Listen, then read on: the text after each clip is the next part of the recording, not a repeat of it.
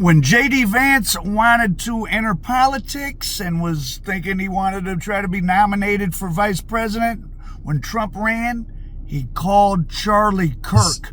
Charlie Kirk is the one who introduced him to, I think, Donald Trump Jr., or maybe it was Jared Kushner, Ivanka's husband, and that got him in the mix with Trump. This is how important Charlie Kirk was. I didn't know how big of a deal Charlie Kirk was.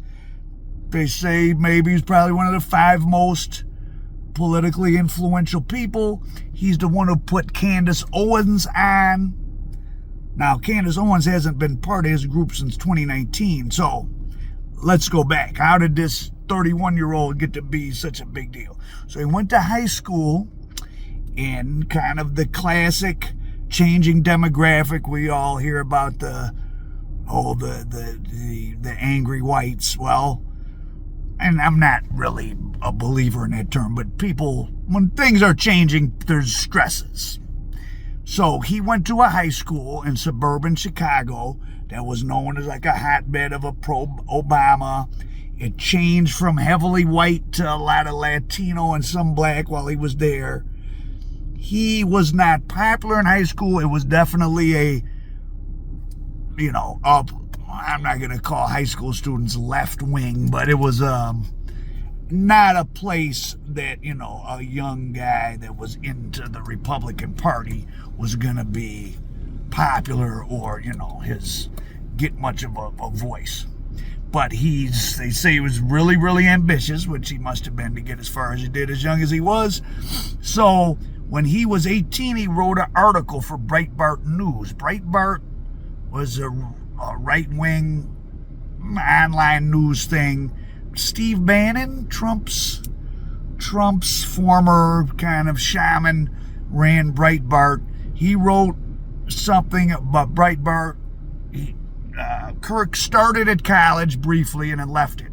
He wrote an article for Breitbart, which then morphed into him creating something called Professor Watch, which still exists, where it's a website that lists professors that are supposedly, inappropriately liberal or left-wing or something.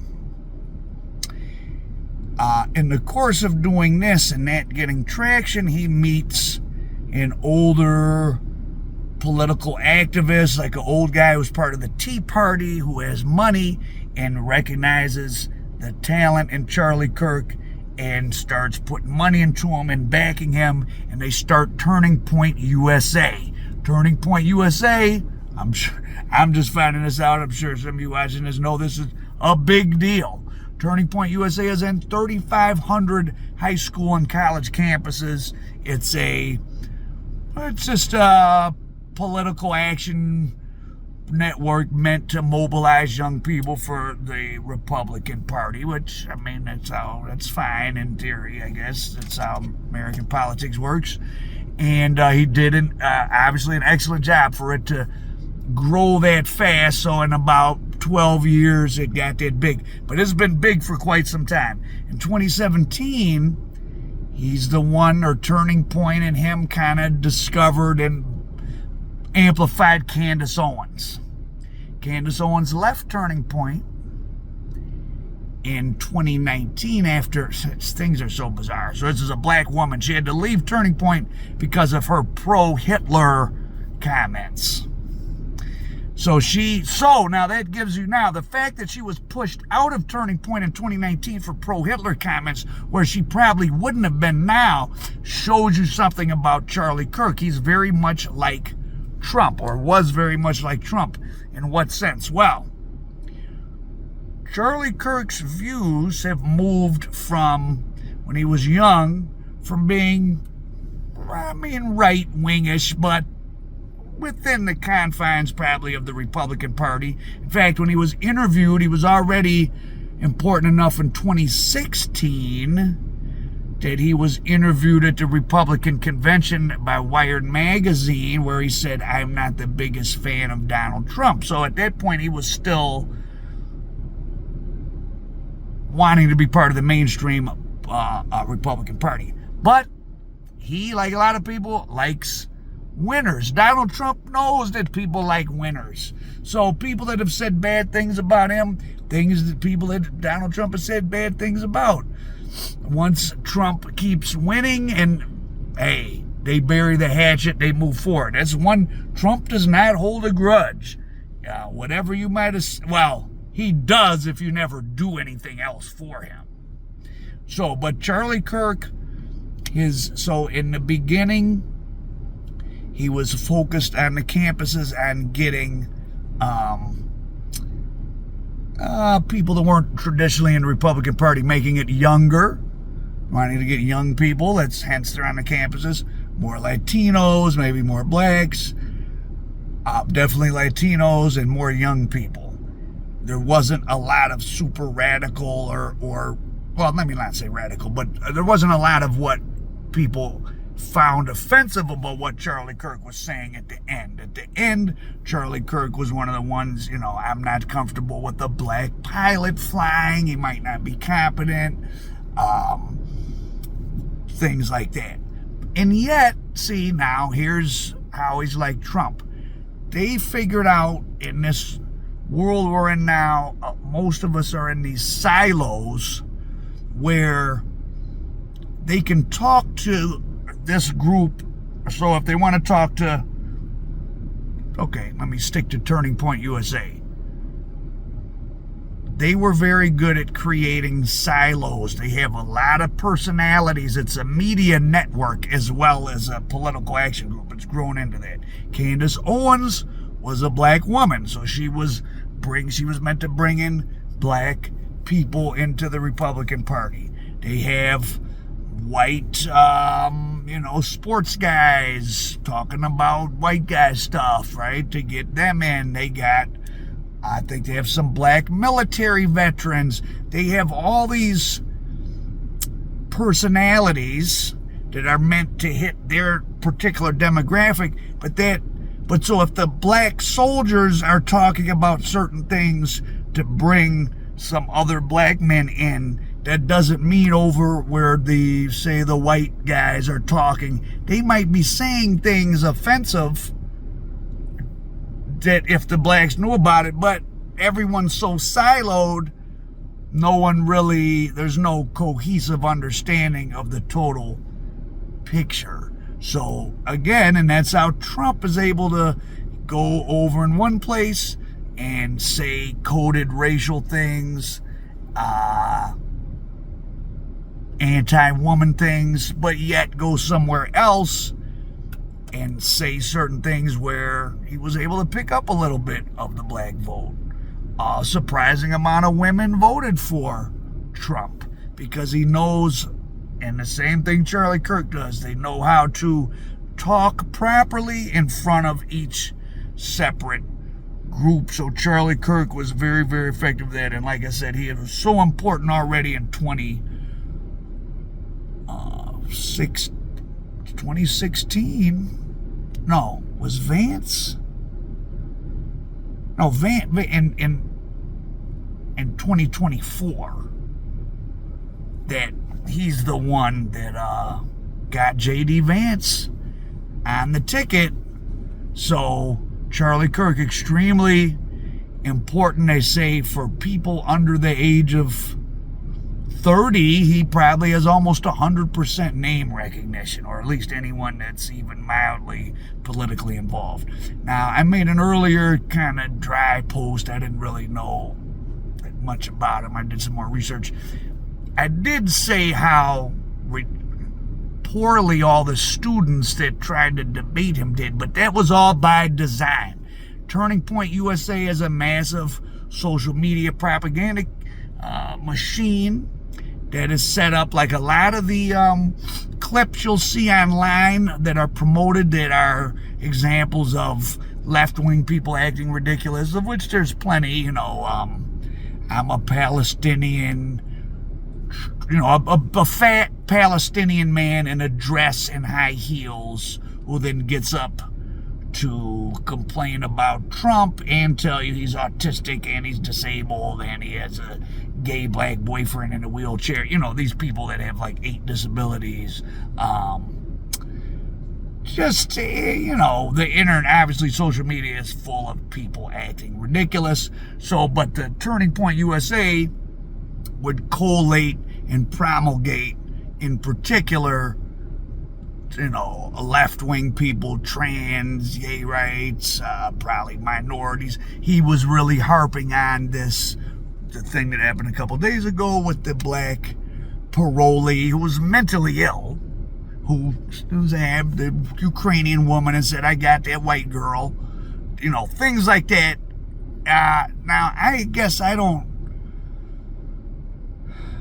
most people are busy working, got families. I collect information for a living, so I forget. People don't have time, so people are getting their information. They'll read one or two articles or hear one or two things, and I'm very conscious. I'm into demographics. I'm very always aware of how gigantic the United States is, and just one thing, you can believe whatever you want about whatever, but always remember this: United States, I've driven this country, and I've been on the vacation spots to big cities. I've driven the back roads and interacted with people. This is a gigantic country. It's unfathomably big with so many different things going on and different people.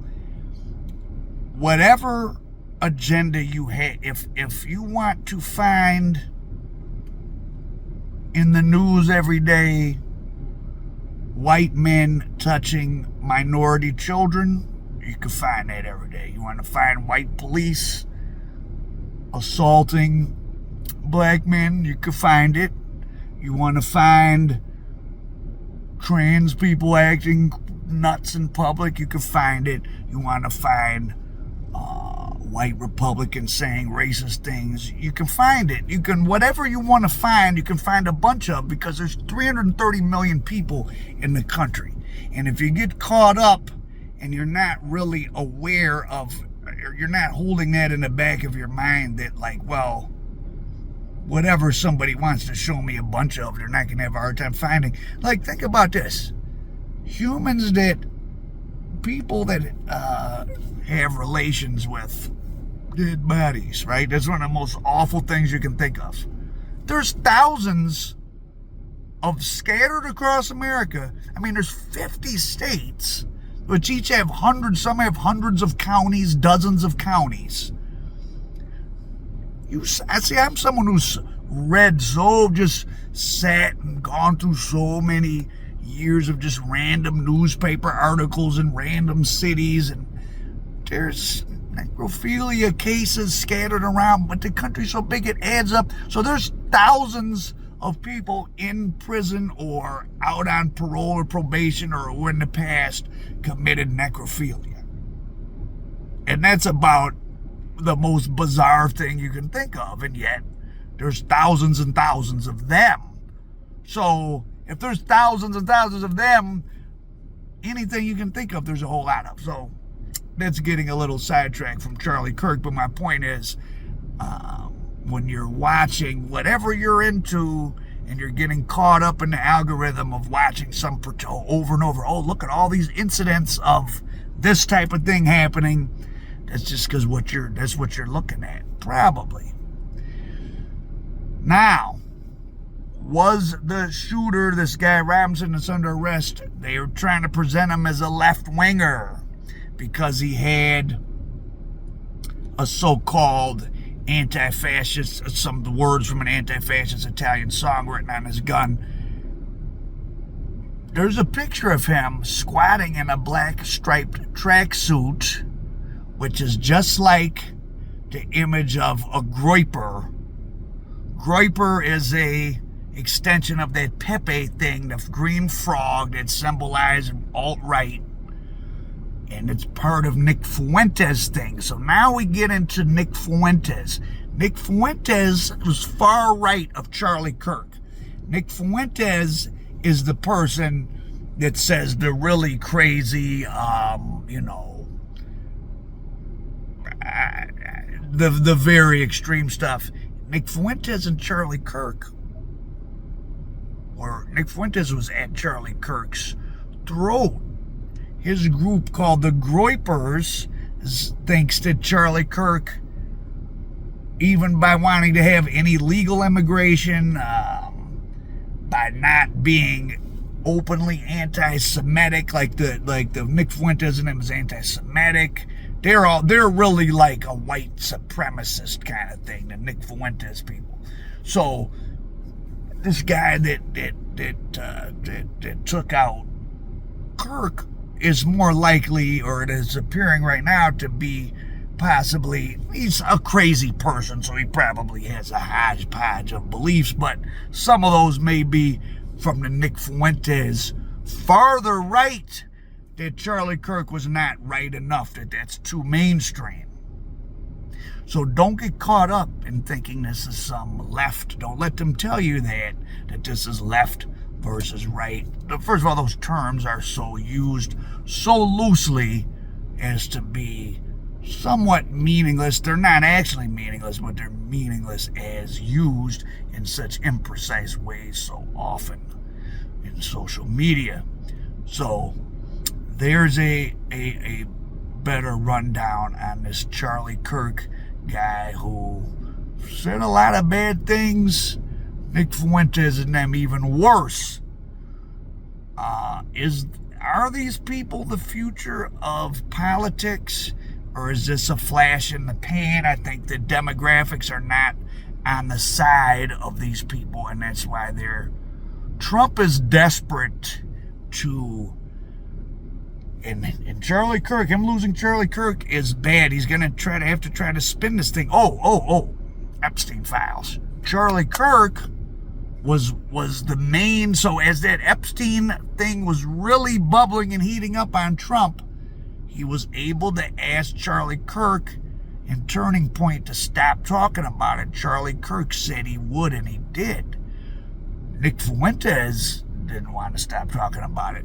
And other people like Megyn Kelly that were part of Turning Point, they've still been talking about it. So now with Charlie Kirk gone, he may not be, he's not there to serve, to temper down interest in getting the Epstein files released that Trump requested. Now, just the other day, 51 in the Senate voted to table the resolution of forcing the release of all the Epstein files. So Trump successfully got that blocked by forcing all the Republicans. Two Republicans did vote with the Democrats, but that wasn't enough.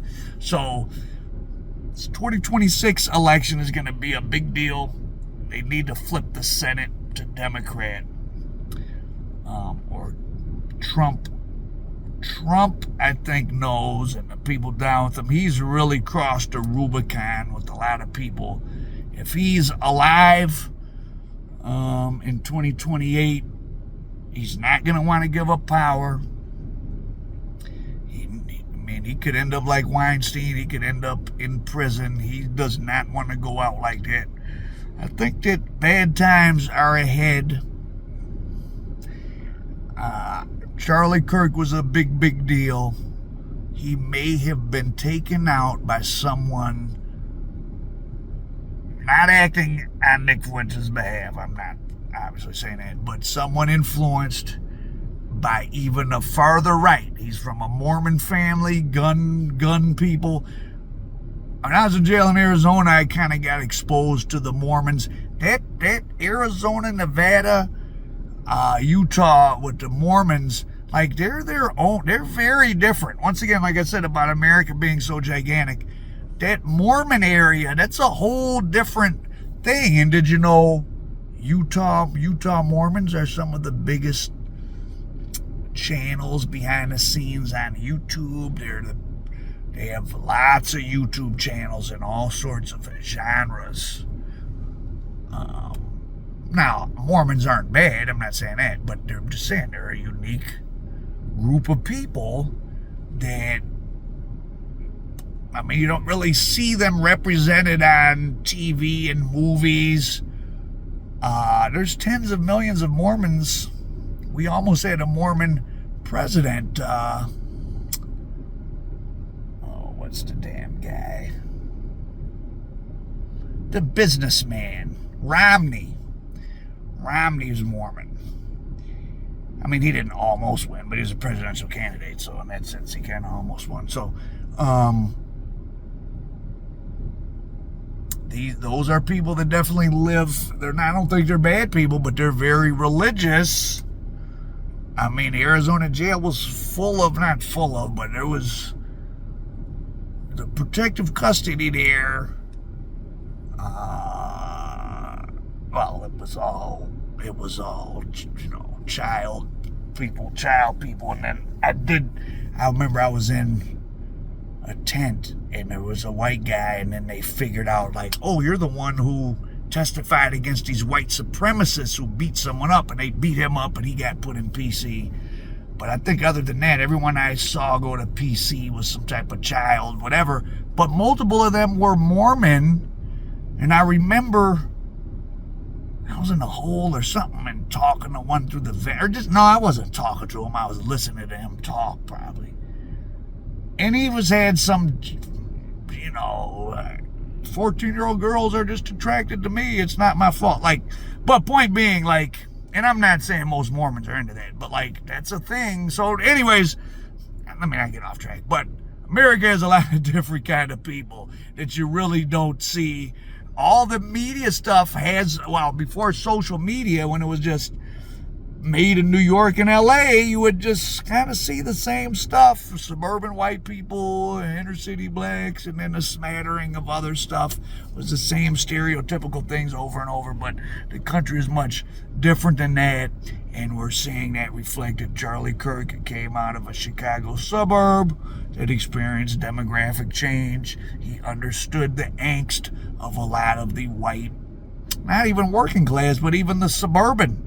Because the whites, even suburbia is getting less white. You got to be damn near way on the far edges of suburbia, or in the real rich areas or in rural areas, to be away from non-white people. So, he had experience with being in a place that went from very white to not as white. And some people don't mind that, and some people do. It's certainly probably a shock to the system of people that are used to living a certain way, which doesn't make them bad.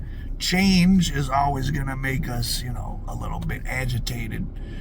But Charlie Kirk, an extremely effective political operator, taken out probably by someone influenced by philosophies even to the right of him. Charlie Kirk, very chameleon-like, moved. He liked to win. He liked power.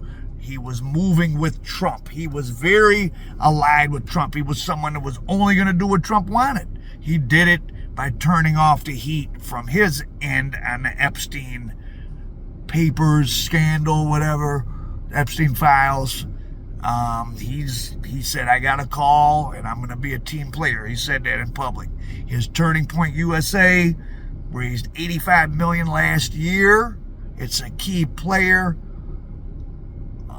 Their ground game, was very, Trump knew how to work the social media, and Turning Point USA was one of the very effective door-to-door on the ground, get out the troops and the votes for Trump to have Trump won the Electoral College and the popular vote last time. Trump won. I'm not one of those people who think Trump didn't win.